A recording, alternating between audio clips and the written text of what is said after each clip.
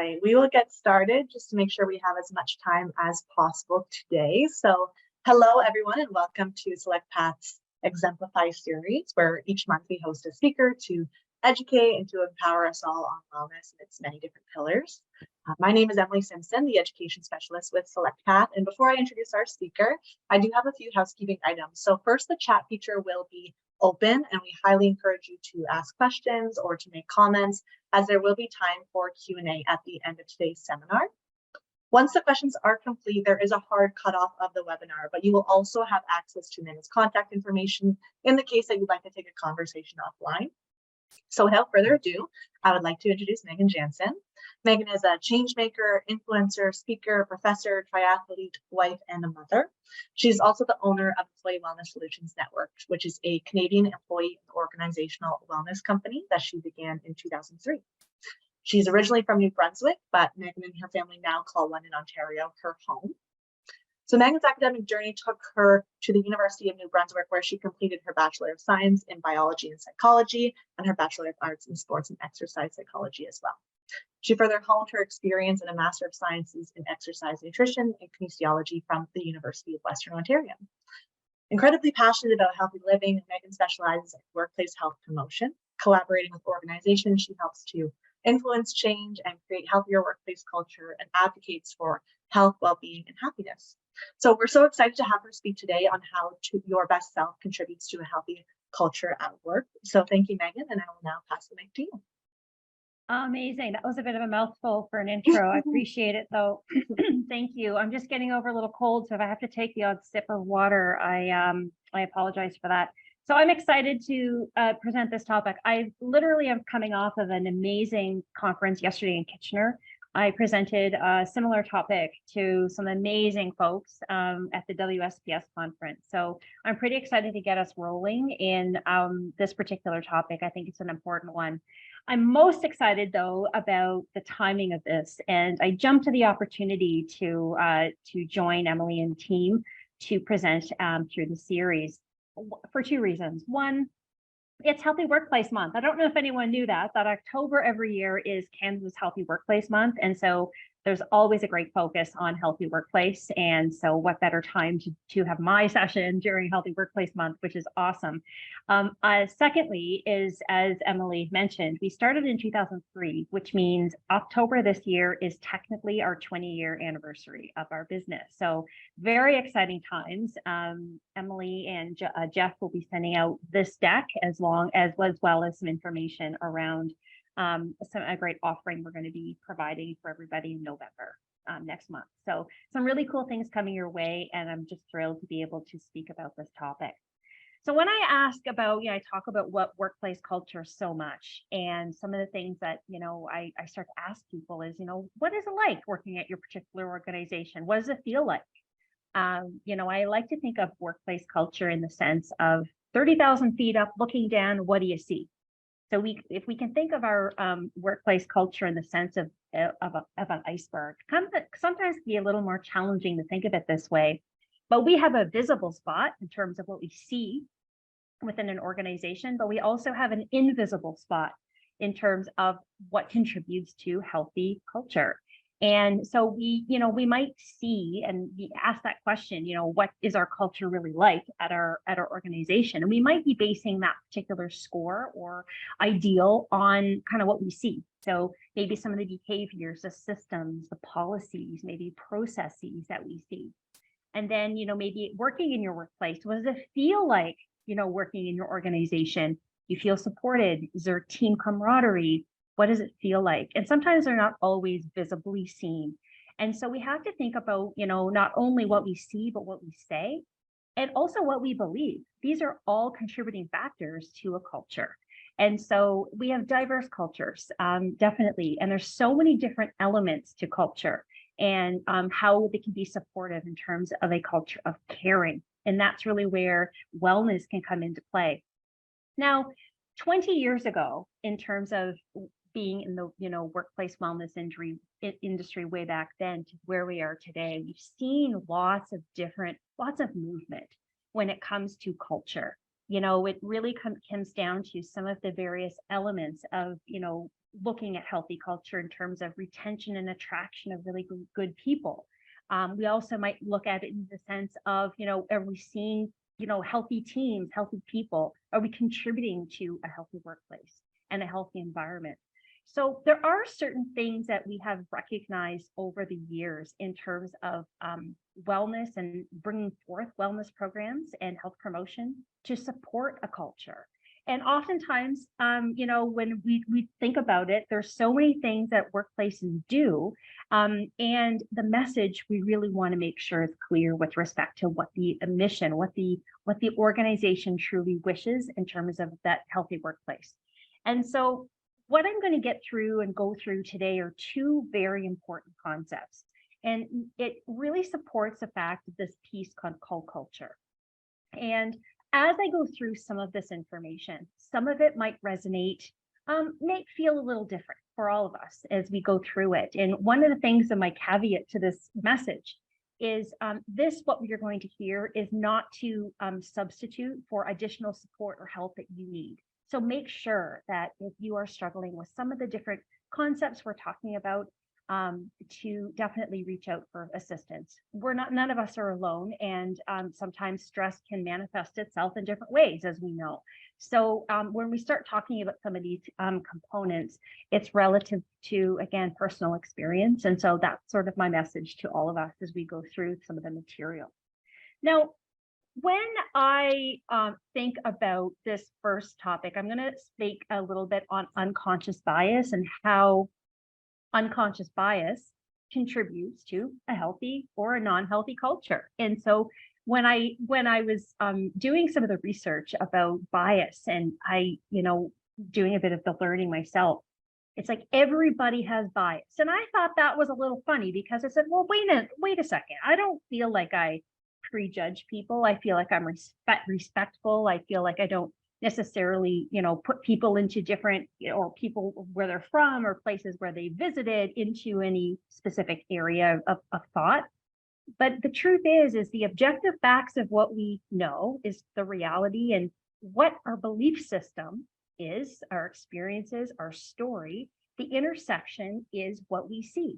And this is our bias. And so everybody on this call has bias, and we hold bias. So I want to show you a small example of this. So I want you to think about each phrase you see come up on the screen. I want you to think about what you feel, what you think when you see it. So how do you feel about people who, how do you feel about people who don't vote, who are on welfare, who have disabilities, who drive an electric car, who didn't go to university, who have tattoos, who don't believe in marriage, who shop at Value Village, who attend church, who love dogs, who drive the speed limit, who hate cats, don't eat meat, curse, speak English, are pregnant, attend college, are gay, work at the grocery store, drive a BMW, don't attend church. So how do you feel about all these different phrases that are coming at us? Thinking about this in the sense of it's a sorting process. We go through a sorting process whenever we're fed information, and it is an innate human behavior. We start categorizing and affiliating and identifying various aspects of people, places, where they're from, names, etc., into what's comfortable. And what's not comfortable can sometimes feel unfamiliar. So we can start making these mental shortcuts. This is where our unconscious bias lie. Now, babies are excellent at this. They're very comfortable in a familiar setting. They feel like they're happy, there's not much crying, but as soon as an additional person or place or something different comes into their world, they let us know they're uncomfortable, they're unfamiliar. And so this sorting process is very real when it comes to decision making, a lot of the decisions that we decide to make. And this is a bit of a story that I found on social media that I want to make my point. A woman walked into the kitchen to find her husband stalking around with a fly swatter. "What are you doing?" she asked. "Hunting flies," he replied. "Oh, kill any?" she said. "Yep." 3 males, 2 females, came the answer. Intrigued, the wife asked, "How can you tell them apart?" The husband responded, 3 were on a beer can and 2 were on the phone.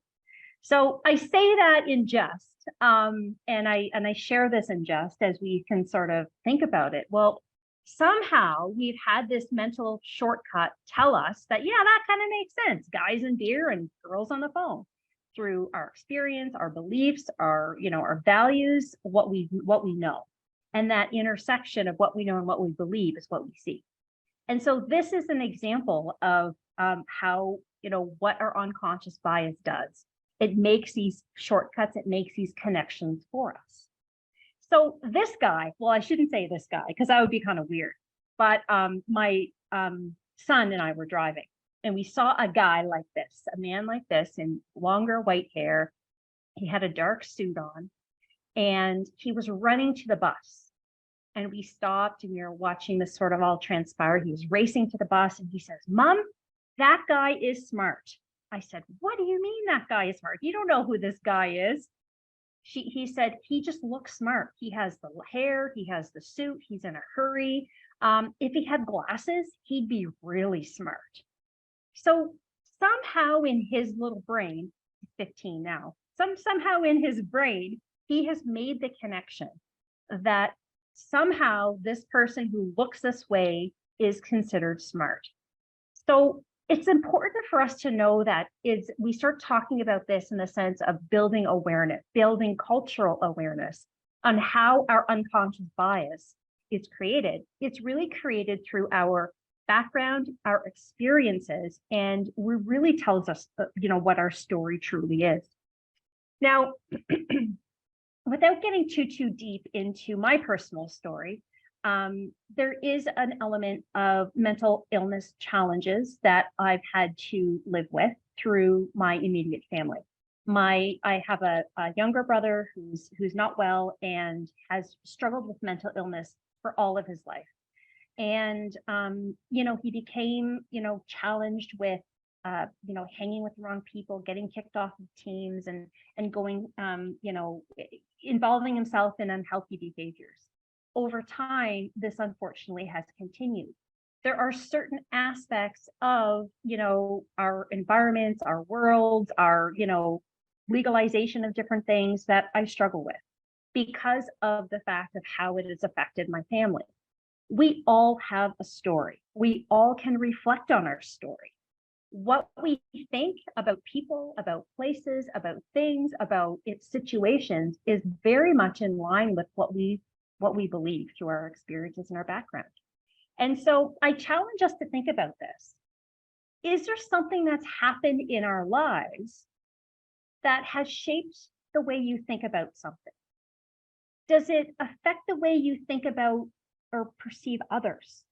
Does it affect the way you interact with people? If we can think about this, it's interesting to kind of make mention of this, is our story informs our bias. But bias and unconscious bias is so important to have. And I'll tell you why. We are inundated with 40 million pieces of information all at once. We have to have created these mental shortcuts. We need them to make decisions, to do things, to think about things. Imagine if we had to think back and actually think about our next step here in this situation. It wouldn't end well. We have to build these mental shortcuts that are unconscious. We make them decisions quickly and timely because we have to. And so it's not to say that it's something that we can control, because we can't. Because of our story, our background, our value system, our belief system has us thinking a certain way. Now, if I were to ask you and I was presenting this at a conference yesterday and a few hands went up, I said, how many of you know who have eaten at Cobb's bread? I said, I have never been in the store. I've never eaten Cobb's bread. I love bread, but I've never been in the store. And some hands go up and I said, funny, because when I'm driving around London, up to kind of the box stores up North End. And I'm driving, I'm doing some shopping. I always see people outside waiting to get into this small bakery, always. So I said, my mental shortcut has told me that this plus must be an excellent place to eat. Another very popular one, Lululemon, where we see hordes of people lined up all the time, specifically around holiday season. If you're not one to shop there, you're likely walking by and seeing the mass of people. Well, it's telling you something. It must be a mental shortcut telling us, I might not have ever been in there, but it must be an important store because of look at all the people. There's evidence there. Or you see somebody who is driving around on a motorbike or vehicle with a Canadian flag. What do we think? Do we think it's a patriotic couple who love Canada, or are we thinking more politically? What is our initial gut reaction or gut thought? That is where we start making these mental shortcuts. And that is where we can start to see and understand how some of these mental shortcuts and biases can find themselves into our workplace. It can affect the way we make decisions. It can affect the way we deal with people. It can affect the way that we interact with customers. It can affect the way we interact with our teammates and our colleagues. There's several different biases in our workplace, and there's several different examples of them. This is just a small snapshot. I remember yesterday speaking with the group, and I said, how many of you are from the East Coast? Because I'm from New Brunswick, and I just love the East Coast. And if you're a Maritimer, I like you before you even know your name. I have an affinity bias to the East Coast. Name bias is another one. It's if you are working with somebody or dealing with a customer or somebody who has a similar last name as you, are you perceiving that individual as different than somebody who doesn't have a similar last name? Or do you have somebody on your team where you already have a preconceived bias because they might be older? They don't know technology. They don't know how to do this because they're older. So there is bias that does creep into our workplaces that can affect culture. And if we aren't aware of them, they can cause some challenges over time. So we definitely want to be starting to think about this in the sense of what bias do we bring to our workplaces? And can it affect the workplaces? And it certainly can. Relationships with coworkers. Similarly, if you're from the same place or you have a similar last name, or you're the similar age, or you went to the same school, or you like the same food, are you treating those individuals differently than somebody who you might have differences with? What about interactions with customers? Thinking about that. Do you have an affinity to maybe customers or services or different things that you intend to do because of where these individuals are from? Decision making as an organization, it can also sway an organizational culture if we start to think about how bias can be brought into some of the decisions that we make, hiring decisions we make, working with teammates, etc. It can affect our employee experience, and it can certainly lead to a waste of someone really, really great if they feel the recurrences of how our bias might affect others. So the question does come in. So, well, wait a second, Megan, you just said these were unconscious. They happen, are we responsible for them?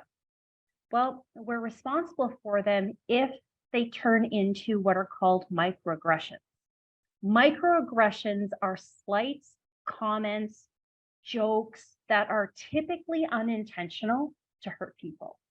And people take these specific comments or behaviors differently. They're kind of like mosquito bites. Unconscious bias or microaggressions are like mosquito bites, where the odd one is kind of annoying. You deal with it, it goes away, you kind of forget about it until the next time. Well, imagine being inundated with mosquito bites on a daily basis. How painful that would be. I want to show, which I don't have time today, it's about a minute and a half video. I encourage you to take a look at it. You just type in microaggressions mosquito, and this particular video will show up. It really does a good job of explaining how it feels to be inundated with mosquito bites or microaggressions on a daily basis. Can that affect culture? You bet it can. And there's lots of different a lot of different things we can do to increase our awareness of microaggressions. This is an excellent book called Subtle Acts of Exclusion. If you've not, heard this term before, if you're not familiar with really this angle of this discussion, definitely read this book. It's an excellent overview of these kind of subtle acts of exclusion. Most workplaces these days are focusing in on diversity and inclusion. This is something that will definitely resonate with a lot of you. Now, microaggressions can appear as speech acts, things like, you know what, I'm not even going to try to pronounce your name. I'm going to go with Doug because, we've got Dougs here and it's just easy to remember. Or, you're not getting any younger. When are the babies coming? Or, yeah, I have PTSD from that meeting too. So these are comments that are, I'd say more of it's often than not unintentional to hurt somebody, but they come across a way that are very hurtful. And these are what are called speech acts in terms of microaggression. And again, these are just a few examples. You can take a look at the slide when Jeff sends them around. But another element of microaggressions are behaviors, what people do. Not only what they say, but what they do. Here are 5 that I want you to maybe reflect on. Have you ever been, on the other end of microaggression? Have you been ignored or overlooked? Are you expected to have inferior abilities because of your age or because of where you're from? Being talked down to, treated as stupid or treated rudely, having ideas minimized or devalued. This happened to me. I was sitting on a board here in the city, and I had this amazing idea, like it was the best idea. And the chair brought it in as his own. So, a slight microaggression, didn't feel good. It's an example of a behavior. Being excluded from conversations or activities. So these are some things to think about. Again, when we're starting to discuss culture and workplace culture, there's so many things we see, but so many things that really are underneath what's visible. And oftentimes these are some areas that we need to be aware of as we start to think about this in the sense of what can we control and what are some of the things that we might be able to do to contribute to a healthy culture at work. So if I were to ask you, just because it's easier in person when I throw this out there and I throw stress balls or different things at people when they answer, I'm looking at a little green light, but impact of microaggressions, think about it. Imagine somebody mosquito bite after mosquito bite after mosquito bite as an individual. What would that feel like? What would that feel like? You'd feel, your confidence dwindle. You'd feel low self-esteem. You'd feel like you'd have definitely some challenges with respect to acceptance. You'd feel exhausted. You'd be so tired of hearing the same thing all the time. And so as an individual, you could also feel like there's a productivity concern. Being inundated with microaggressions all the time. Now, as a workplace, if it's not thought of as something important to discuss as a group, then this is something that could sway into maybe some workplace bullying. We've seen this, or other elements of, organizational culture just swaying a bit. So we do want to start looking at this as a serious topic of conversation, specifically as we all want to strive toward having this healthy workplace. We have to start thinking, I think, about various elements of our own awareness of where this is coming from. Another really great resource is another book called Did That Just Happen? It's a really great read as well. There's some valuable insight into this. And some of the things that people ask me is like, well, Megan, what if I see something? What if I am sitting in a room or sitting in a meeting and I hear somebody say something that just didn't sit right? What do you suggest? What do you say? Well, there are 3, a very, very brief, again, this is a full discussion, but it's a really great overview of a couple of things to think about. Hey, I know you didn't mean it this way, but I don't know if we should use language like this. So if there's something that was said in the meeting, a joke or some way it was said, you might want to think about maybe bringing it up as a possible flag. Say, just so you know, this is how I took it. Hey, you made a comment earlier that just didn't sit well with me.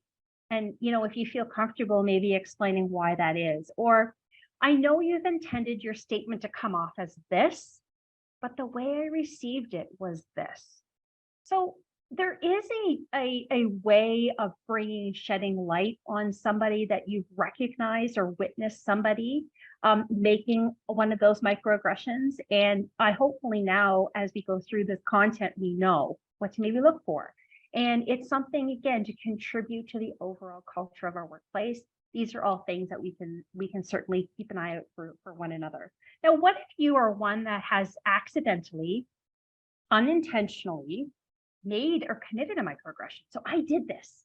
I was in a session and I said something that was that was taken completely unintentionally, but was taken a certain way. And the individual came and mentioned it to me. And I felt terrible about it. It was nothing intentional about it at all. But these were some steps that, I had to take.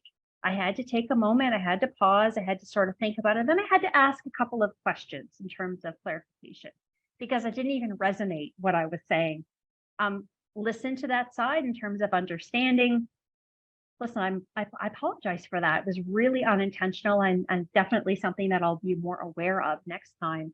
And then, if need be, creating some space for follow-up if you're not ready to, mention it, or at least sort of digest it and then kind of deal with it. But I think we all unintentionally hurt people. And this is another, I think, way we can become more aware of what we do and how we do it. In terms of our workplaces, you know me by now, I do like to share some resources that are practical strategies to help us increase our awareness of some of these elements.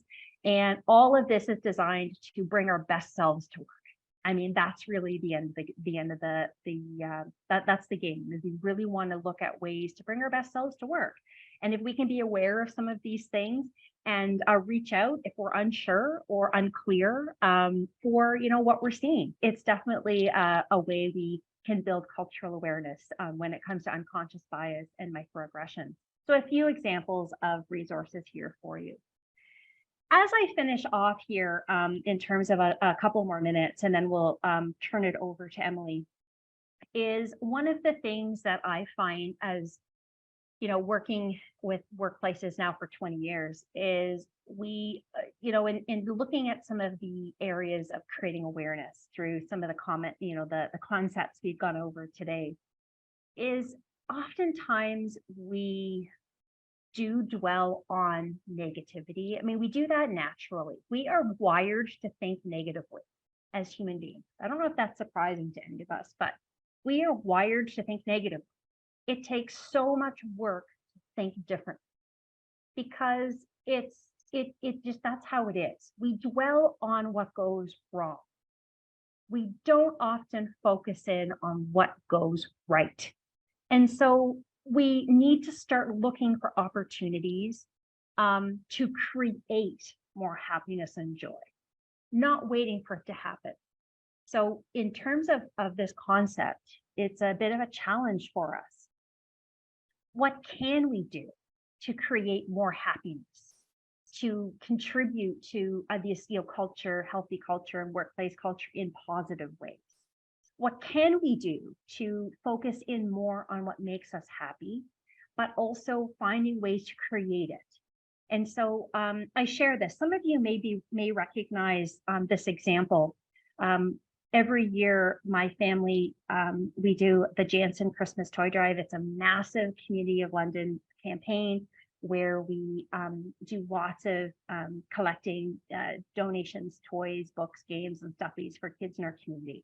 And it was started 9 years ago. My son, when he was only 6 years old, started it, came up with this idea, wants to give his toys away. It turned into this Kids Helping Kids campaign. So he ended up gathering, going up to his room with his laundry basket and starts putting his toys in it and says, "Mommy, I want to give these to kids who don't have anything." And he wants to walk up down our road. Well, we don't live in a very impoverished neighborhood, but it turned into a campaign on an annual basis. Our home was the next episode of The Hoarders for years before COVID happened. COVID happened, we end up having these huge 20-foot storage boxes in our driveway. And it turns into a shopping mall. It is unbelievable. We start November 1st. It's going to be wild. It's wild every year. This is our 9th year. Last year, we had enough donations to give to over 1,300 children in London. It's pretty awesome. This is the way we have chosen to create more joy, to create more happiness. Now, I'm not challenging us to go and start something massive. I'm saying, what can we do? What do we have control to do to create more happiness in what we do every day? And that's just an example of what we do. Focusing in on the positive is something that I feel like we miss. We dwell on what's gone wrong. And, we've all kind of been there when we're feeling really good. Like we almost had this baseline of kind of our mood, how we feel. Yeah, it was sort of normal for an individual. Something happens really, really exciting, positive. We feel great. We feel great for what? 5 minutes, and then we're back to baseline, like the grind again until we kind of feel good again or not. And then something bad happens where we don't feel good. We kind of sink. We don't feel great about something, and we're there for a lot longer than 5 minutes. We're like holding on to what's gone wrong. And then we're back to trying to kind of make things feel better, but we've not hit our baseline yet because we're still dwelling on what went wrong. Even if something goes right, we're still focused on what went wrong. We have to think of ways as individuals, as patrons within our workplaces, on how we can think differently. And I don't think we do that enough. So that's really my message from the perspective of focusing in on some positive things versus always negative things all the time. One of my favorite authors, and this is my last resource, is Jay Shetty. And Jay Shetty has some really great things to say. So his particular message is a great one in a lot of his podcasts and some of the books that he writes, excuse me. And I leave you with this. I mean, kind of the piece on, looking at what we can control, what we can start focusing in on is some of the positive things that happen and not dwelling on the negative. One of the things I love to think about every day, and this is what I'm having you think about today, is what is one thing you're proud of today? Just one. What's one thing you're proud of today?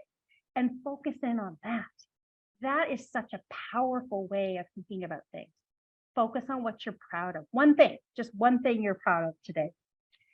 As I finish my message today, wouldn't it be amazing to have workplaces that focus in on culture, workplace culture, in a way that is, indicative of healthy mindset? What if we had more awareness about unconscious bias, how our biases may lead to decisions? Imagine if we were aware of microaggressions and, had a way of understanding them a little bit more so. And imagine if our workplaces and individuals are focusing more on some of the great things that happen to us and not dwelling on the things that don't. Imagine our workplace and imagine our workplace culture. I'd say for sure, mindset certainly matters. And these are all excellent ways of bringing our best selves to work to contribute to a healthy culture. So there's my message. I do have my personal information here as an email. Emily, I hope I'm not finishing too early. I hope that it does give us a little bit of time to connect with the group that's on today. If there are any questions or comments, I'd be happy to answer. And as I said, we'll send out some information with the team following today. Yes, thank you so much. I thought it was so many great points, and a lot of the questions that I'd actually written down myself, you answered before the end. But one of the ones that I did have written down, and while people have time to perhaps write anything in the chat, is, you touched on some of your favorite resources for, addressing bias or coming through to the world and the workplace with a different lens and mindset. But is there anything like, I imagine these conversations can be quite difficult to have with some friends, family, colleagues. are there ways that you would recommend, proactively addressing bias, like let's say amongst your family members, outside of the workplace? Is there a way that you found with your own family, a great way that you can talk about it and have a discussion and kind of what those first steps would look like for someone who's looking to do something like that? I think it's an interesting, definitely an interesting question. And speaking from experience, and just being more aware, I think, of how our unconscious bias can lead to what we say, what we feel, what we think.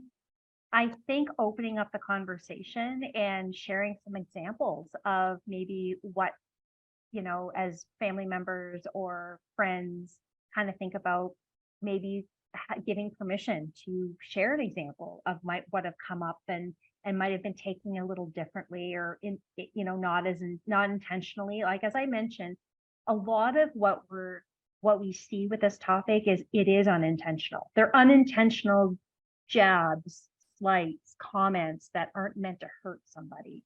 But I feel like when we can have more awareness about it, then we are more likely to call it out. And as we can call it out, we be more comfortable about it. We might not feel comfortable with sticking our hand up in a meeting and say, look, this was said and I don't like it.